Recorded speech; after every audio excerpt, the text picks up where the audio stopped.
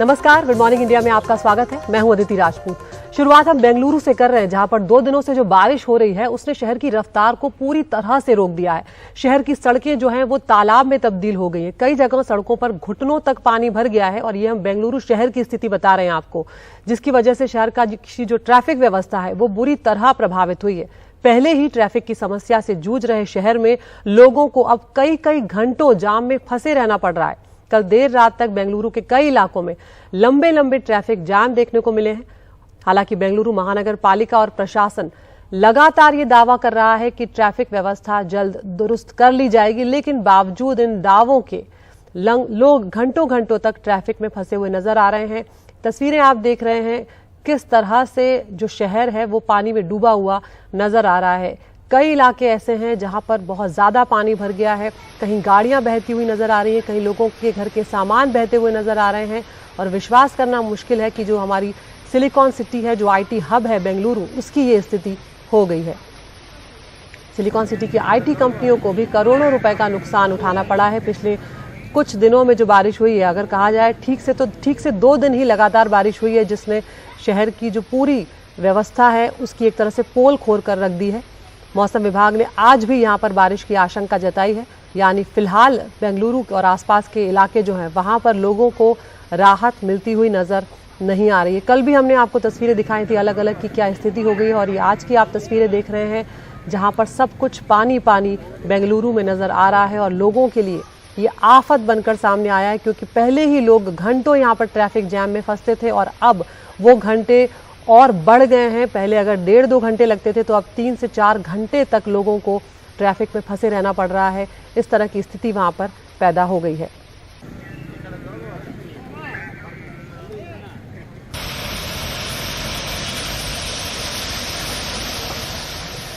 जिस बस में बैठकर वो काम पर जाते, आज उसी बस को वो खुद खींचते नजर आए। बेंगलुरु में महज कुछ घंटे की ही तेज बारिश हुई, लेकिन सुबह जब लोगों की नींद खुली तो समझ में आ गया कि सोमवार का दिन मुश्किलों से भरा होगा। और हुआ भी कुछ ऐसा ही। कहीं बस खींची गई तो कहीं कार। शहर जैसे थम सा गया हो। अपने ही अपार्टमेंट्स में लोग फंस गए, जैसे पिंजरे में पंछी। नाव लानी पड़ी। जो बाहर रह गए वो अपनों के लौटने का इंतजार करते दिखे।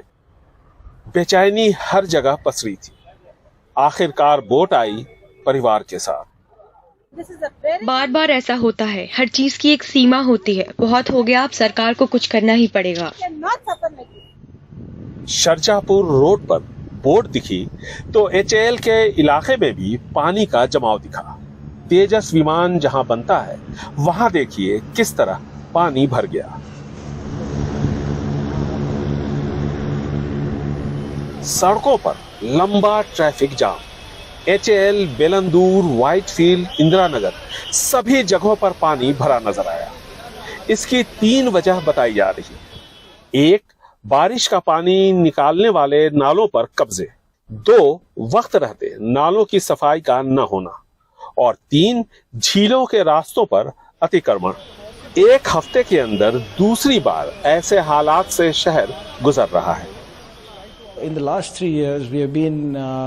पिछले 3 सालों से बेंगलुरु में भारी बारिश हो रही है, लेकिन इसके लिए सरकार ने कोई काम नहीं किया। स्पेशल टास्क फोर्स तक तैयार नहीं की गई ताकि बारिश के हालातों को संभाला जा सके। नाराज लोगों ने नारेबाजी भी की और सरकार मुआवजा देने का वादा करके लोगों का गुस्सा कम कर रही है। हम लोगों से बातचीत करने की कोशिश करेंगे और उनकी समस्याओं को जानेंगे। मुख्यमंत्री बसवराज बोम्मई मुआवजे की बात कर रहे हैं। जरूरत मजबूत इच्छा शक्ति दिखाकर अतिक्रमण हटाने की है। विधानसभा चुनावों को 1 साल से भी कम का वक्त बचा है। ऐसे में शायद मुख्यमंत्री अतिक्रमण हटाने का जोखिम उठाना नहीं चाहते। यानी आने वाले दिनों में भी एक बार फिर जब बारिश होगी तो हालात यहाँ बदलने वाले नहीं हैं। बेंगलुरु से निहाल खिदवई, एनडीटीवी इंडिया। तो जहां एक तरफ बारिश ने बेंगलुरु शहर को तालाब में तब्दील कर दिया है, वहीं कई राज्य ऐसे हैं जहां न के बराबर बारिश हुई है। उत्तर प्रदेश, बिहार और झारखंड में इस साल मानसून ने बहुत निराश किया है। तीनों राज्यों में जो खरीफ की फसलों की बुआई है वो बुरी तरह प्रभावित हुई है। हमारे सहयोगी हिमांशु शेखर की एक विस्तृत रिपोर्ट आपको दिखाते हैं। उत्तर प्रदेश और बिहार से इस साल मानसून रूठा रहा। राज्य के अधिकतर जिलों में किसान पानी की कमी की वजह से खरीफ की फसलों और खास तौर पर धान की बुआई नहीं कर पाए हैं। मौसम विभाग के डायरेक्टर आर.के. जेनामनी के मुताबिक उत्तर प्रदेश में 1 जून 2022 से 5 सितंबर 2022 के बीच औसत से 44 से 45% तक कम बारिश रिकॉर्ड की गई है। कृषि के लिहाज से महत्वपूर्ण बिहार में भी 5 सितंबर तक औसत से 36% कम बारिश रिकॉर्ड की गई है, जबकि झारखंड में अब तक औसत से 25% कम बारिश हुई है। ये सभी कृषि के दृष्टिकोण से बहुत महत्वपूर्ण राज्य हैं और अगर आप कह रहे हैं कि बहुत अधिकतर जिले उत्तर प्रदेश में वहाँ औसत से कम बारिश हुई है, तो आपको लगता है इससे जो खरीफ क्रॉप की सोइंग है उस पर भी असर पड़ा होगा? नहीं, देखिए सोइंग तो ऑलरेडी सितंबर मंथ है ना। हाँ। तो वो तो मीडिया में आ रहा है ना, जब रेन इतना कम हुआ है, जैसे बिहार में -36%, यूपी में -44 to 45%, तो नेचुरल तो अफेक्ट हुआ है। वो तो मैं बोलने से नहीं होता हूँ, जो आपका एग्रीकल्चर और मीडिया में कम रहने के कारण के मैं जब पढ़ता हूँ, मैं देखता हूँ, वो तो नेचुरल है। उत्तर प्रदेश, बिहार और झारखंड देश की खाद्यान्न सुरक्षा में बड़ी भूमिका निभाते हैं, लेकिन इन राज्यों में कमजोर मानसून की वजह से देश में खरीफ की फसलों की बुआई बहुत हद तक प्रभावित हुई है। कृषि मंत्रालय के ताजा आंकड़ों के मुताबिक 2 सितंबर 2022 तक देश में खरीफ फसलों की कुल बुआई का क्षेत्र पिछले साल के मुकाबले 13,66,000 हेक्टेयर कम हुआ है। सबसे बुरा असर धान की बुआई पर पड़ा है। पिछले साल के मुकाबले 2 सितंबर 2022 तक चावल की बुआई का क्षेत्र 22,90,000 हेक्टेयर कम हुआ है। आरजेडी नेता और राज्यसभा सांसद मनोज झा का कहना है कि बिहार सरकार और केंद्र सरकार को कम बुआई की चुनौती से निपटने के लिए जल्दी पहल करनी होगी। ये आंकड़े निश्चित तौर पर परेशान करने वाले हैं, चिंता का विषय, चाहे उत्तर प्रदेश के वो इलाके हों या फिर बिहार का इलाका हो। चावल से लेकर खरीफ के अन्य फसलों पर भी संकट है और अगर खाद्यान्न मतलब बुआई इतने का स्केल कम होता है तो इसका रिपल इफेक्ट बहुत होगा। और पता नहीं, मुझे लगता है कि जो चीजें हम आप बात कर रहे हैं क्या सरकार की चिंताओं में वो शुमार है। इन सवालों के जवाब मैं समझता हूँ मेरी सरकार को, संबंधित मंत्रालयों को फौरी तौर पर सोचना चाहिए और स्केल अप करना चाहिए अपना इनिशिएटिव। दक्षिण पश्चिम मानसून सीजन के खत्म होने में अब सिर्फ करीब 3 हफ्ते का वक्त ही बचा है। जाहिर है कमजोर बारिश की वजह से विशेषकर उत्तर प्रदेश और बिहार में खरीफ फसलों की बुआई पर जो असर पड़ा है उसकी पूरी भरपाई अब इन बचे हुए दिनों में संभव नहीं हो पाएगी। दिल्ली से कैमरा पर्सन राकेश सिंह के साथ हिमांशु शेखर, एनडीटीवी इंडिया। आगे बढ़ते हैं। देश का सबसे बड़ा अस्पताल एम्स, जहां देश के कोने कोने से लोग इलाज करवाने आते हैं, कई बार कई दिनों तक रुकना पड़ता है और यहीं का खाना खाने को मजबूर भी होना पड़ता है। लेकिन अगर आपको ये पता लगे कि देश के इस नामी अस्पताल में दिल्ली जो खाने का खाना है वो खाने के लायक नहीं है, तो आप पर क्या गुजरेगी। एम्स के मेस में 4 सैंपल्स जो है खाने के वो फेल हो गए। रेजिडेंट डॉक्टर्स की शिकायत के बाद एनडीटीवी ने 25 अगस्त को एम्स के मेस का हाल दिखाया था, जिसके बाद दिल्ली के फूड सेफ्टी डिपार्टमेंट ने यहाँ के खाने के जो सैंपल लिए थे वो फेल हो गए हैं। हमारे सहयोगी परिमल कुमार की रिपोर्ट आपको दिखाते हैं। ना खाना परोसने का लाइसेंस है और न ही खाने में कोई गुणवत्ता है। ये दिल्ली के एम्स की मेस का हाल है। बद इंतजामी का हाल एनडीटीवी ने दिखाया तो दिल्ली फूड सेफ्टी डिपार्टमेंट के अधिकारियों ने खाने के सैंपल्स लिए, ज्यादातर फेल हुए। विभाग के सूत्रों से मिली जानकारी के मुताबिक 7 में से 4 सैंपल फेल हैं और 1 का परिणाम आना है। पनीर, चटनी और चिकन करी के सैंपल फेल हो गए। 8 मेस का निरीक्षण किया गया, 6 के पास लाइसेंस तक नहीं। अब फूड बिजनेस ऑपरेटर को नोटिस जारी किया जा रहा है। खाने से कोई नुकसान की बात सामने में ना आए और सैंपल फेल हो जाए तो 1 लाख रुपए का जुर्माना और 6 महीने की सजा का प्रावधान है। वहीं बिना लाइसेंस मेस चलाने पर 5 लाख रुपए का जुर्माना और 6 महीने की सजा का भी प्रावधान है। खराब खाने की समस्या और शिकायत नई नहीं। कीड़े, गंदगी और क्वालिटी टैक्स से समझौता। साल भर से एम्स के रेजिडेंट इसकी शिकायत कर रहे हैं। इससे पहले फसाई भी खाने की गुणवत्ता पर सवाल उठा चुका है, पर कोई सुनवाई नहीं। यहाँ की resident doctor association, student association, SYS association and फसाई के भी लोग इस इंस्पेक्शन के पार्ट बने, सिक्योरिटी ऑफिसर्स पार्ट बने एंड मिनट्स ऑफ मीटिंग के साथ रिटर्न में ये हुआ कि ये खाना जो खाने के लायक नहीं है, किसी के भी खाने लायक ये खाना नहीं है, इसको तुरंत एक्शन लिया जाना चाहिए। ये सब करके हमने मेस को तुरंत बंद करना चाहा। 1 घंटे बाद पता लगता है कि मेस को वापस खोल दिया गया। ये हाल एम्स है। कोई संस्थान एक दिन में खड़ा नहीं होता, पर इस तरह के समझौते से उस पर सवाल जरूर खड़े होते हैं। लिहाजा बीमार खाने को लेकर प्रशासन को जवाब भी तलाशने चाहिए और जिम्मेदारी भी तय करनी चाहिए। नई दिल्ली से Parimal Kumar, NDTV India.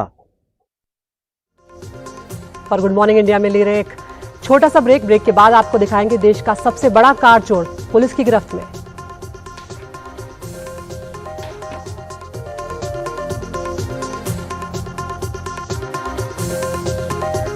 Tata group के पूर्व चेयरमैन साइरस मिस्त्री की सड़क हादसे में दुखद मौत ने एक बार फिर से सड़क सुरक्षा को लेकर सवाल खड़े कर दिए हैं। महाराष्ट्र सरकार ने इस मामले में जांच के आदेश भी दे दिए हैं और सड़क सुरक्षा से जुड़े जितने भी सिस्टम हैं, जितने भी डिपार्टमेंट हैं, उन सब के ऊपर जांच करवाई जा रही है। चाहे वो RTO हो, चाहे वो पुलिस हो, सभी एजेंसियां जांच पड़ताल में जुट गई हैं। पूरी जांच कर आखिरी निष्कर्ष आने में अभी वक्त लगेगा, लेकिन फौरी तौर पर जो खामियां हैं, कुछ सामने आई हैं। अब तक पालघर पुलिस ने इस मामले में 9 गवाहों के बयान दर्ज किए हैं। गवाहों में चश्मदीद और वो लोग जिन्होंने हादसे के बाद चारों को अस्पताल पहुंचाया था, वो लोग हैं। दावचरी चेक पॉइंट के CCTV फुटेज भी इकट्ठा कर लिए गए हैं। मर्सिडीज का डेटा आज मिलने की बात कही जा रही है। गाड़ी चला रही अनहिता का बयान अब तक दर्ज नहीं हो पाया है क्योंकि वो अस्पताल में भर्ती है।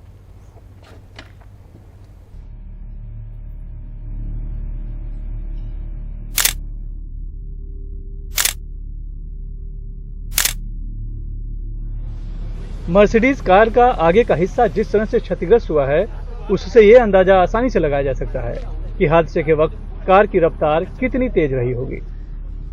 रविवार के दोपहर टाटा ग्रुप के पूर्व चेयरमैन साइरस मिस्त्री की कार सूर्या नदी पर बने इसी पुल से टकराई थी।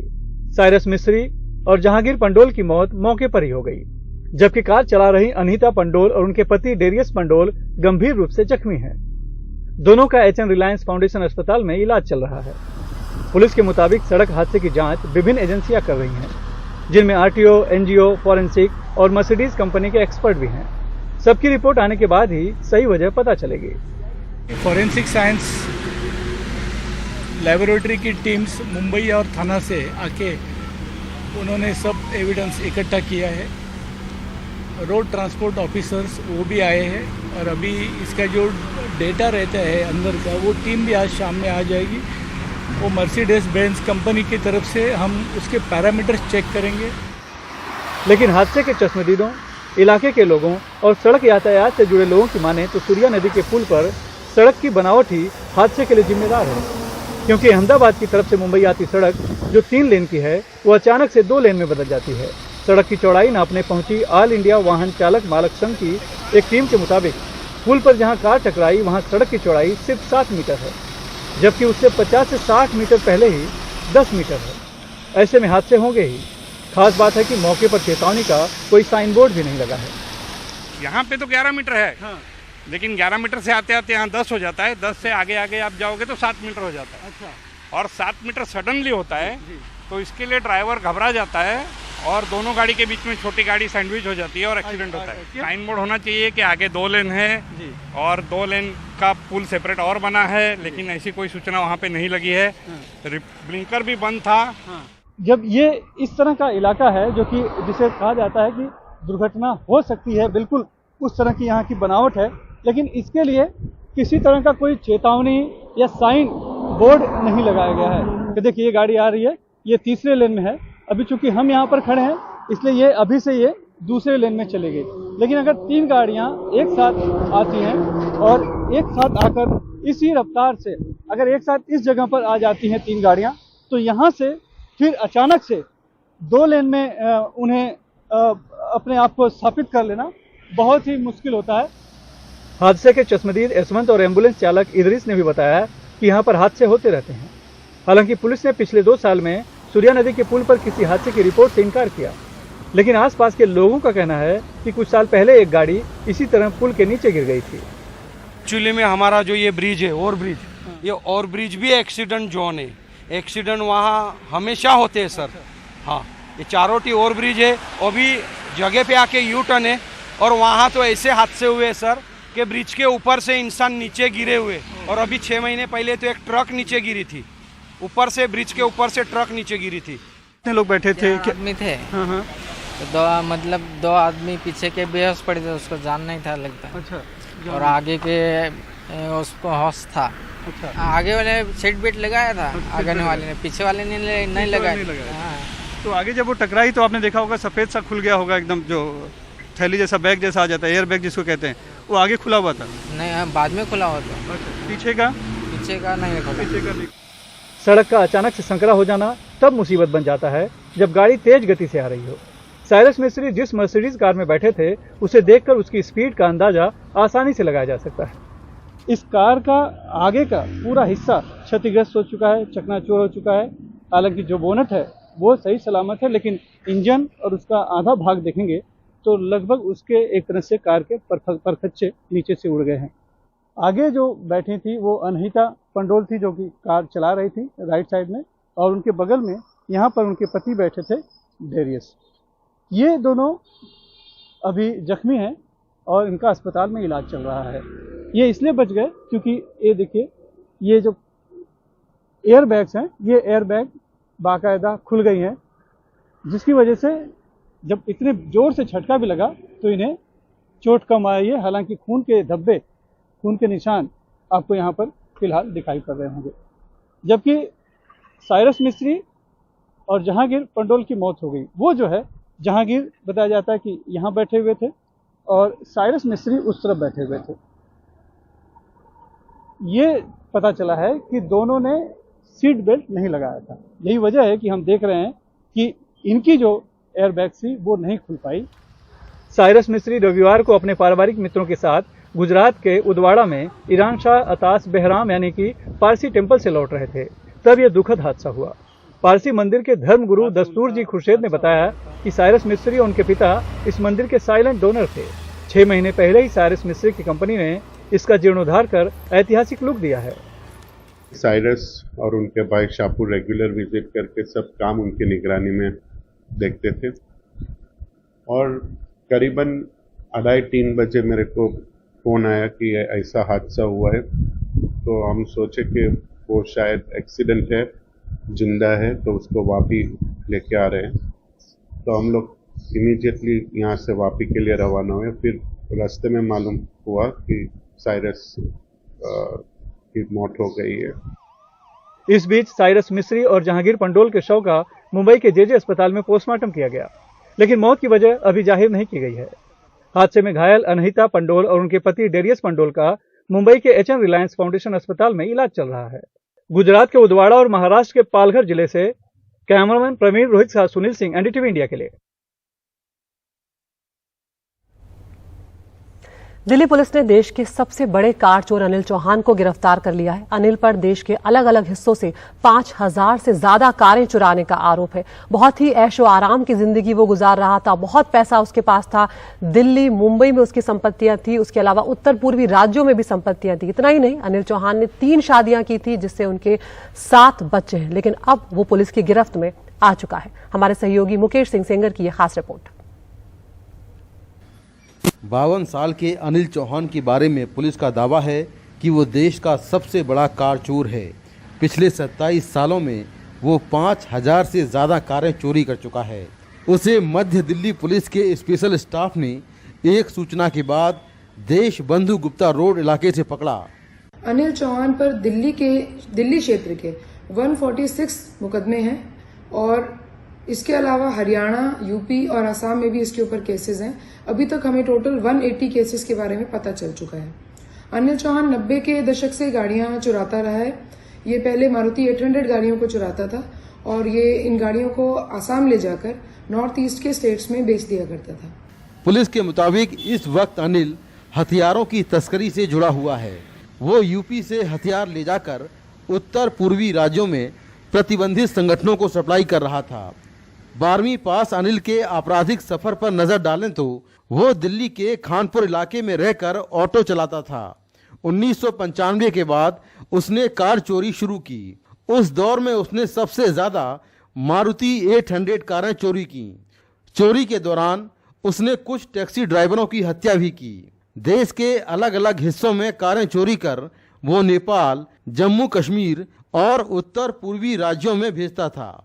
फिर वो असम चला गया और वहीं रहने लगा। उसने कार चोरी के धंधे से बेहिसाब दौलत कमाई। उसकी संपत्तियां दिल्ली, मुंबई और उत्तर पूर्वी राज्यों में हैं।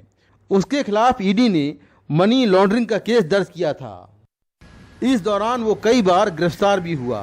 उसे 2015 में एक कांग्रेस एमएलए के साथ गिरफ्तार किया गया था। फिर वो 5 साल जेल में रहा और 2020 में जेल से बाहर आया। 2015 में ये एक कॉन्ट्रैक्टर बन चुका था। एक कॉन्ट्रैक्टर बन के क्लास 1 कॉन्ट्रैक्टर था। इसने काफी संपत्ति भी अर्जित की। इसके ऊपर ईडी की भी रेड हुई और उसके बेस में सब कुछ गंवा दिया। 2015 में आसाम से जब ये अरेस्ट हुआ है तो इसके साथ एक विधायक भी अरेस्ट हुए थे और सब कुछ गंवाने के बाद अब ये वापस ऑटो लिफ्टिंग में और आर्म्स की स्मगलिंग के एरिया में आ गया है। अनिल की 3 पत्नियां और 7 बच्चे हैं। पुलिस के मुताबिक असम में अनिल सरकारी ठेकेदार बन गया था और वहां के लोकल नेताओं के टच में था। पुलिस ने उसके पास से 6 पिस्टल और 7 कारतूस बरामद किए हैं। नई दिल्ली से मुकेश सिंह सेंगर की रिपोर्ट, एनडीटीवी इंडिया। क्या 2024 में बीजेपी के विजय रथ को कोई रोक पाएगा? ये सवाल बहुत बड़ा है और विपक्षी पार्टियां एकजुट होती हुई नजर आ रही हैं। बिहार के मुख्यमंत्री नीतीश कुमार मिशन 2024 के लिए इन दिनों दिल्ली में हैं और वो लगातार एक के बाद एक नेताओं से मुलाकात कर रहे हैं। 2 दिन पहले उन्होंने कहा था कि अगर 2024 चुनाव में विपक्ष एकजुट हो जाए तो बीजेपी को 50 सीटों तक समेट सकते हैं। साथ ही उन्होंने ये भी कहा कि विपक्ष को एकजुट करने के लिए वो हर संभव कोशिश करेंगे। कल नीतीश कुमार राहुल गांधी से मिले हैं। जेडीएस नेता कुमारस्वामी से भी उन्होंने मुलाकात की है और इसी सिलसिले को आज वो आगे बढ़ाने जा रहे हैं। आज नीतीश कुमार सीताराम येचुरी, अरविंद केजरीवाल, ओम प्रकाश चौटाला से मुलाकात करेंगे। साथ ही मुलायम सिंह यादव और अखिलेश यादव से भी उनकी मुलाकात हो सकती है। मिशन 2024 के तहत बिहार के मुख्यमंत्री नीतीश कुमार की दिल्ली में पहली मुलाकात कांग्रेस नेता राहुल गांधी से हुई। 45 मिनट की इस वार्ता के बाद नीतीश कुमार जेडीएस के नेता एचडी कुमारस्वामी से मिलने पहुंचे। विपक्षी खेमे को लामबंद करने के लिए नीतीश की एक कोशिश काफी मायने रखती है। नीतीश का मानना है कि बड़ी पार्टियों के साथ आने से विपक्षी एकता की मुहिम को ताकत मिलेगी। अधिक से अधिक विपक्ष अगर एकजुट हो जाएगा तो बहुत अच्छा होगा। ऐसा कुछ नहीं कि हम लोगों का हमारा कोई दावा है, हमारी इच्छा यही है कि सब एकजुट। नीतीश कुमार पहले भी कह चुके हैं कि अगर सारे विपक्षी दल बीजेपी के खिलाफ एकजुट हो जाएं तो 2024 में बीजेपी बाहर हो जाएगी।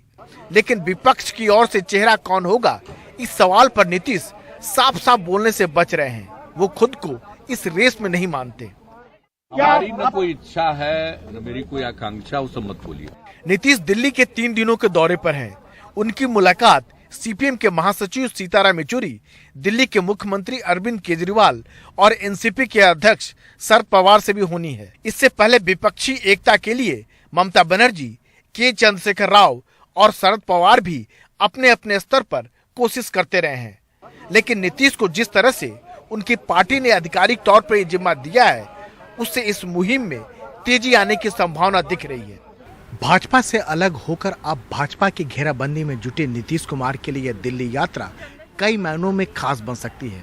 वो यहाँ से विपक्षी एकता का श्रीगणेश तो करेंगे ही, साथ ही 2024 के लिए साझी लड़ाई की शुरुआत भी कर सकते हैं। नई दिल्ली में कैमरामैन पवन कुमार के साथ Rajeev Ranjan, NDTV India. Good morning India में एक बार फिर से आपका स्वागत है। बेंगलुरु से शुरुआत करते हैं। बेंगलुरु में 2 दिन से हो रही लगातार बारिश की वजह से शहर की रफ्तार थम सी गई है। शहर की सड़कें तालाब में तब्दील हो गई। कई जगह सड़कों पर घुटने तक पानी भर चुका है, जिसकी वजह से शहर का ट्रैफिक थम सा गया है। पहले ही ये शहर ट्रैफिक की समस्या से जूझ रहा है और अब शहर में लोगों को कई कई घंटों तक जाम में फंसे रहना पड़ रहा है। कल देर रात तक बेंगलुरु के कई इलाकों में लंबे ट्रैफिक जैम देखने को मिले। हालांकि महानगर पालिका और प्रशासन लगातार ये दावे कर रहा है कि ट्रैफिक व्यवस्था जल्द दुरुस्त कर ली जाएगी, लेकिन बावजूद इन दावों के लोग घंटों ट्रैफिक में फंसे नजर आए। अलग अलग तस्वीरें यहाँ पर हम आपको दिखा रहे हैं। कहीं पर गाड़ियां डूबी हैं तो कहीं रिहायशी इलाकों में पानी चला गया है। आप बाजार की तस्वीरें भी देख रहे हैं जहां पर आपको पानी में तैरते हुई सब्जियां, सामान जो है वो नजर आ जाएंगे। ट्रैफिक की रफ्तार का आप अंदाजा लगा सकते हैं कि क्या कुछ बेंगलुरु के लोगों पर इस वक्त बीत रही है। और इसके अलावा जो अब वहां पर सड़कों पर गड्ढे बन गए हैं वो जानलेवा तक साबित हो रहे हैं। सिलिकॉन सिटी की आईटी कंपनियों को करोड़ों का नुकसान उठाना पड़ा है। मौसम विभाग ने आज भी बारिश की आशंका जताई है, यानी लोगों को फिलहाल राहत मिलती नजर नहीं आ रही।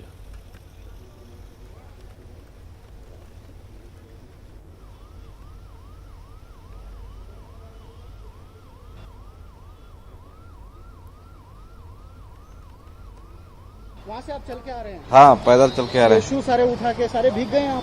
क्या करें, पूरा भीग गए तो बहुत प्रॉब्लम हो रहा है। कल भी ऐसे ही आए थे? हाँ, कल भी।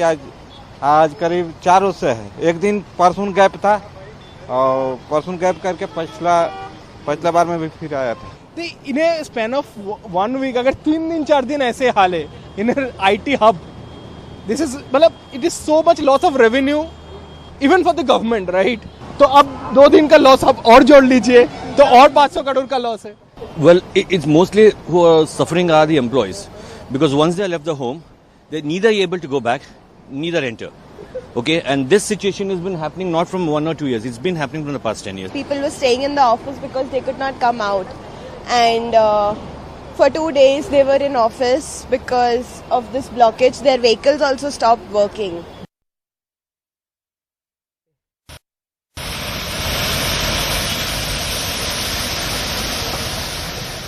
जिस बस में बैठकर वो काम पर जाते, आज उसी बस को वो खुद खींचते नजर आए।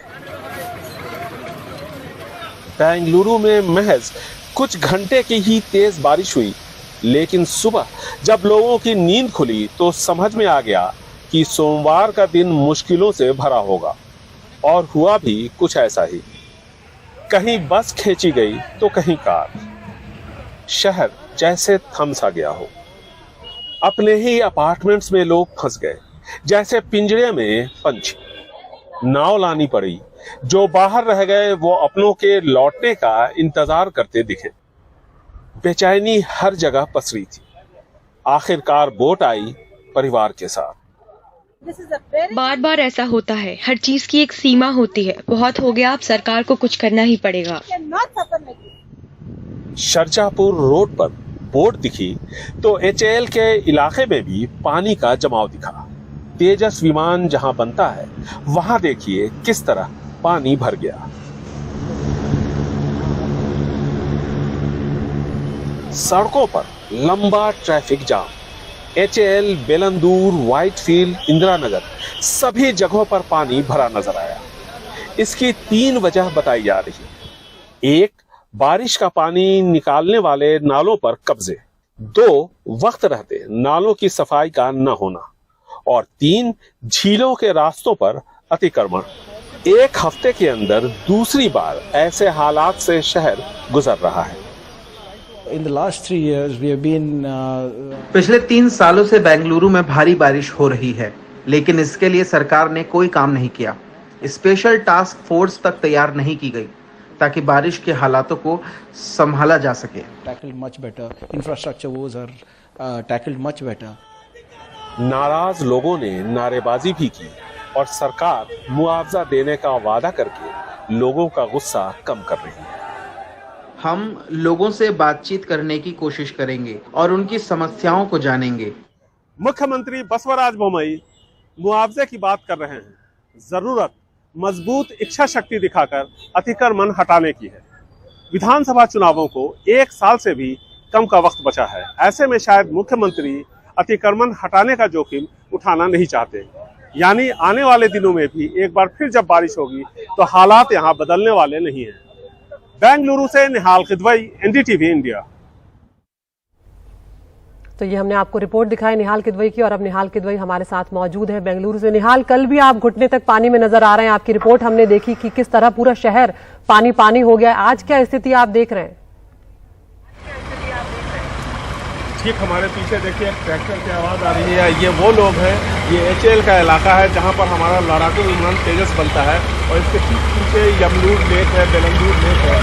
ये वो लोग हैं जो इलाकों में रहते हैं। आज ये तीसरा दिन है जब ये लोग यहाँ पर बैठ करके ट्रैक्टर के सहारे, देखिए ये लोग या तो दफ्तर को जा रहे हैं या दफ्तर से लौट रहे हैं। हमारे कैमरा पर्सन अल्फोंस जब कैमरे को दाहिनी तरफ पैन करेंगे तो देखिए क्या हालत है।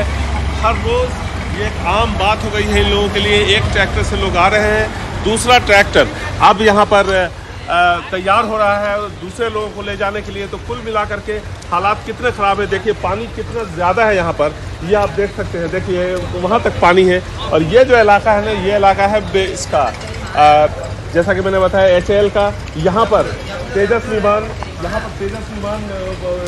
का मैन्युफैक्चरिंग की असेंबलिंग यूनिट है, और देखिए इसके ठीक पीछे पूरा IT कॉरिडोर है। यहाँ पे कई सारे अपार्टमेंट्स बने हुए हैं, कई सारे दफ्तर हैं, और यहाँ पर जो हालत है उनको देख करके आप सहज ही अंदाज़ा लगा सकते हैं कि हालात कितने ख़राब हैं। 48 घंटे हो चुके हैं लेकिन अभी तक थोड़ा भी सुधार नहीं हुआ है। बिल्कुल साफ तौर पे दिख रहा है, जितने लोग आपको सामने दिख रहे हैं उतने ही लोग पीछे भी रहेंगे, उतने ही लोग पीछे भी रहेंगे। जितने लोग सामने हैं उतने ही लोग पीछे भी होंगे, और ये सब लोग कोशिश कर रहे हैं कि जल्द से जल्द हालात को थोड़ा सुधारें।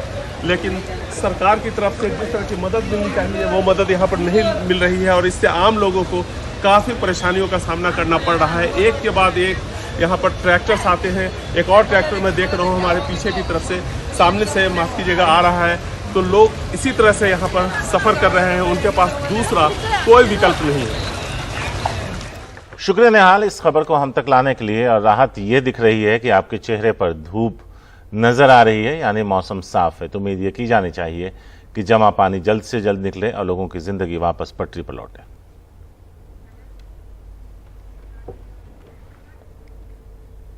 और अब आपको सीधे राष्ट्रपति भवन लिए चलते हैं, जहां बांग्लादेश की प्रधानमंत्री शेख हसीना भारत के दौरे पर हैं। उनका स्वागत किया जा रहा है। और ये तस्वीरें इस वक्त आप देख रहे हैं, प्रधानमंत्री मौजूद हैं साथ, और सभी लोगों से एक तरह से तारुफ वो करा रहे हैं। यहाँ पर बांग्लादेश के प्रधानमंत्री शेख हसीना का अपने कैबिनेट से यहाँ पर मिलवा रहे हैं। नितिन गडकरी भी मौजूद है।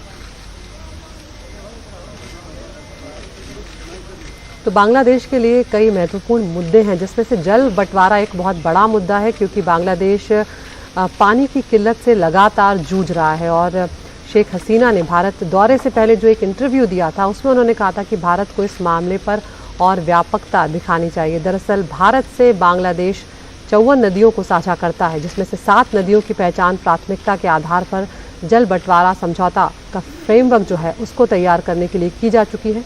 तो यहाँ पर शेख हसीना इसी बात का जिक्र करती हुई कह रही थी कि अगर भारत से पानी आ रहा है, इसलिए भारत को इस क्षेत्र में व्यापकता दिखानी चाहिए, जिससे दोनों देशों को लाभ पहुंचे। कई बार वहाँ पर लोग पानी की किल्लत से जूझते हैं, विशेष रूप से तीस्ता नदी के पानी को लेकर यहाँ पर शेख हसीना का जो तवज्जो है वो रहेगी इसमें।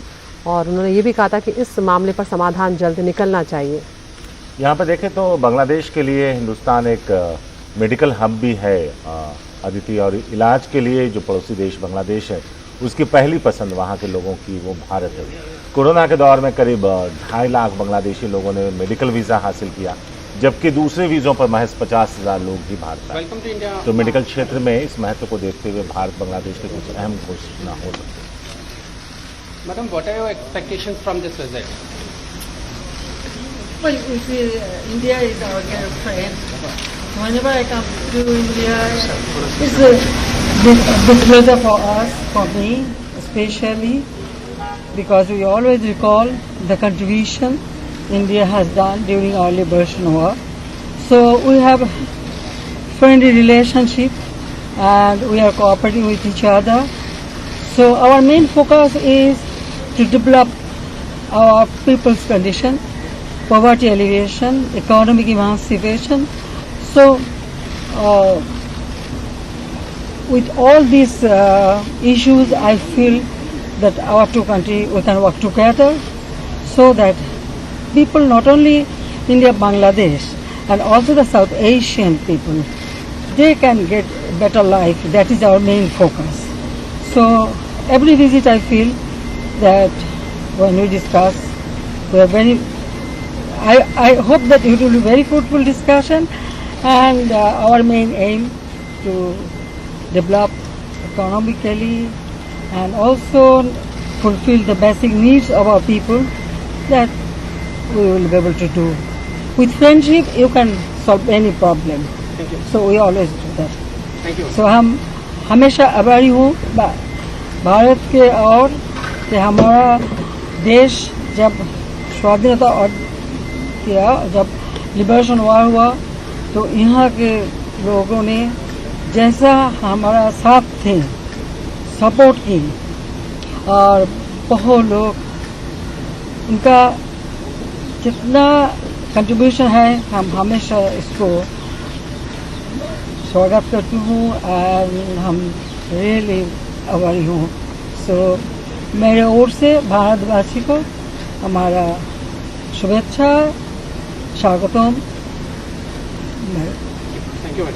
আমি একটু চেষ্টা করলাম হিন্দিতে বলতে, 6 বছর ছিলাম এখানে, একটু শিখেছি, তো সেখান থেকে একটু বললাম যে আমার তরফ থেকে আমি ভারতবাসীকে আমার শুভেচ্ছা জানাচ্ছি, শুভকামনা জানাচ্ছি, আর সেই সাথে সাথে 71 সালে ভারতবাসী যেভাবে আমাদের পাশে দাঁড়িয়েছিল এবং সব ক্ষেত্রে আমরা তাদের সহযোগিতা পেয়েছি, সেজন্য সবাইকে আন্তরিক ধন্যবাদ জানাচ্ছি বাংলাদেশের পক্ষ থেকে, বাংলাদেশের জনগণের পক্ষ থেকে, আমার পক্ষ থেকে, আমার পরিবারের পক্ষ থেকে সবাইকে অনেক অনেক ধন্যবাদ, শুভেচ্ছা.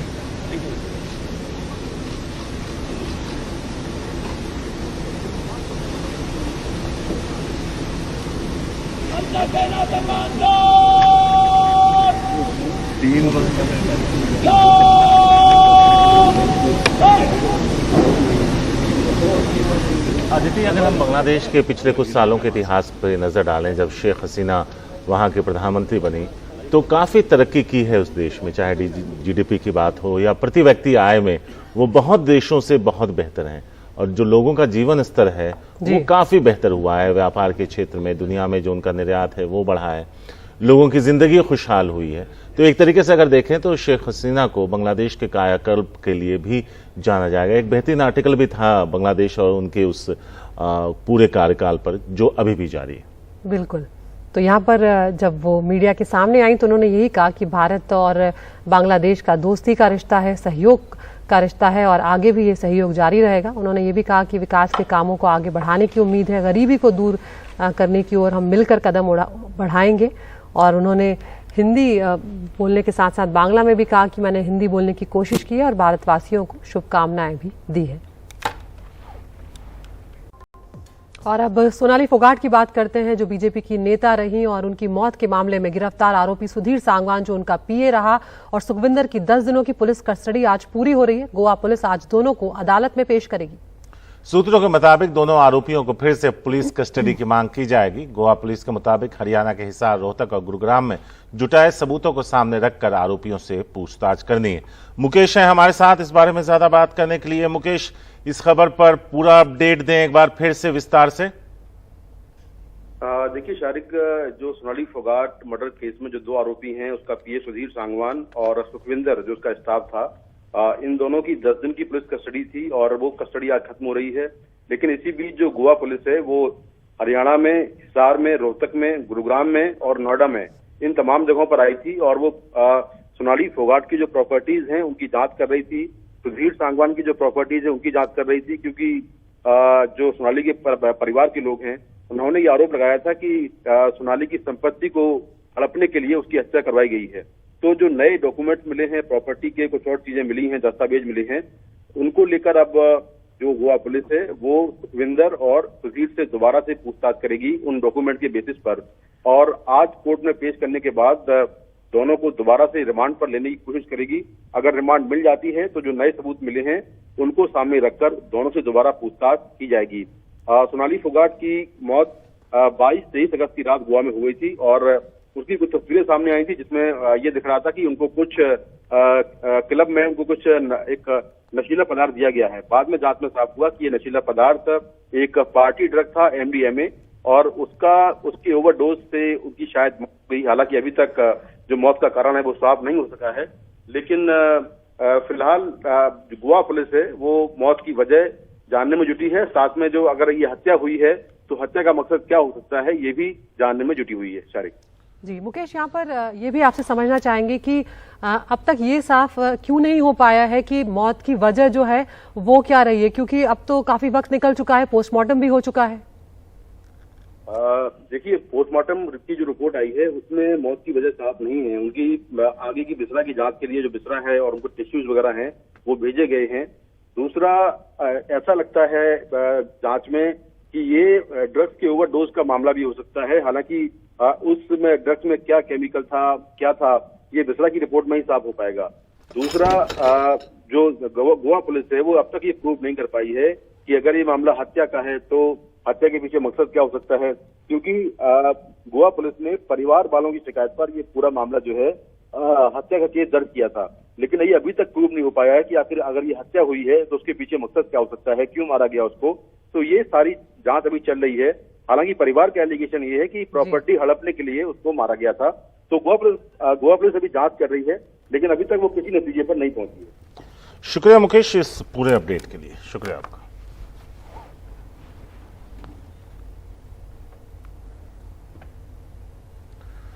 टाटा ग्रुप के पूर्व चेयरमैन साइरस मिस्त्री की सड़क हादसे में दुखद मौत के बाद एक बार फिर सड़क सुरक्षा व्यवस्था पर सवाल खड़े हो गए हैं।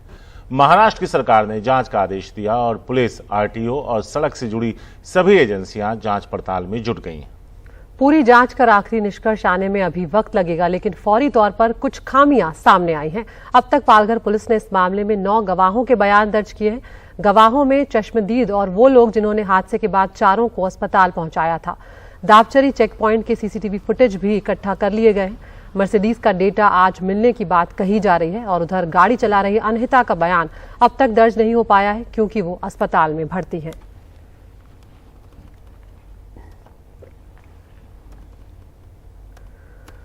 और इधर एक और खबर आ रही है। मुंबई पुणे एक्सप्रेस वे पर सड़क हादसा हुआ है। मुंबई से आ रही कार यहां पर दुर्घटनाग्रस्त हुई है। कार में सवार 2 लोगों की मौके पर ही मौत हो गई है। तो शारिक, अभी हम सड़क सुरक्षा की बात कर रहे थे और एक बार फिर एक हादसे की खबर सामने आई है।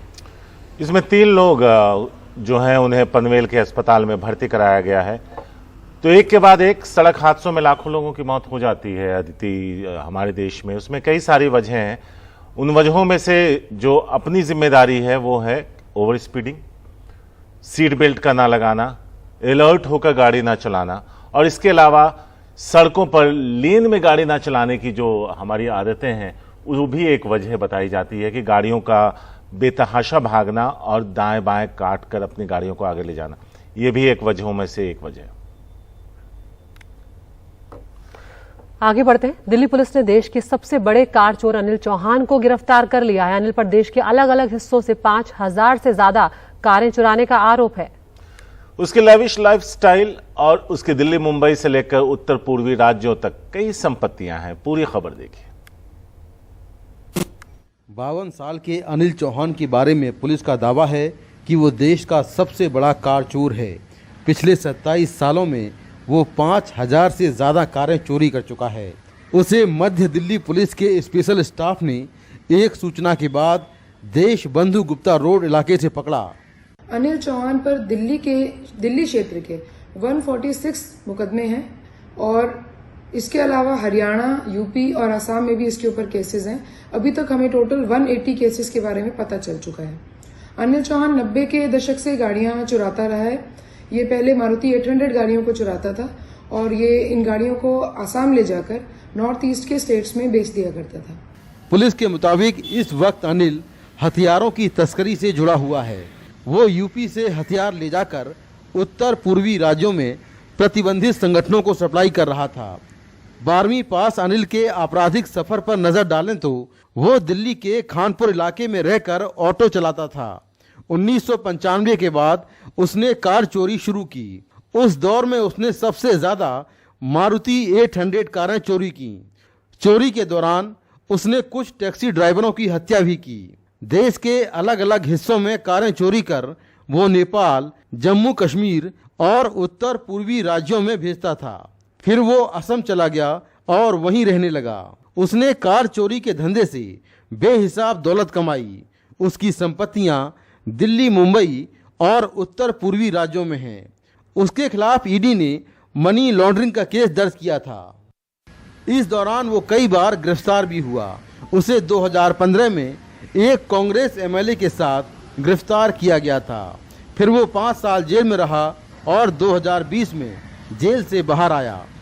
2015 में ये एक कॉन्ट्रैक्टर बन चुका था। एक कॉन्ट्रैक्टर बन के क्लास 1 कॉन्ट्रैक्टर था। इसने काफी संपत्ति भी अर्जित की। इसके ऊपर ईडी की भी रेड हुई और उसके बेस में सब कुछ गवा दिया। 2015 में आसाम से जब ये अरेस्ट हुआ है तो इसके साथ एक विधायक भी अरेस्ट हुए थे और सब कुछ गंवाने के बाद अब ये वापस ऑटो लिफ्टिंग में और आर्म्स की स्मगलिंग के एरिया में आ गया है। अनिल की 3 पत्नियां और 7 बच्चे हैं। पुलिस के मुताबिक असम में अनिल सरकारी ठेकेदार बन गया था और वहां के लोकल नेताओं के टच में था। पुलिस ने उसके पास से 6 पिस्टल और 7 कारतूस बरामद किए हैं। नई दिल्ली से मुकेश सिंह सेंगर की रिपोर्ट, एनडीटीवी इंडिया। अभी की एक बड़ी खबर आपको बता दें, दिल्ली सरकार की शराब नीति के मामले में ईडी ने दर्ज किया मनी लॉन्ड्रिंग का केस। आज 30 अलग अलग जगहों पर ईडी की छापेमारी हो रही है। इससे पहले 31 जगहों पर सीबीआई रेड कर चुकी। शराब नीति में दिल्ली में छिड़ा है सियासी संग्राम। अब ईडी की हुई है एंट्री।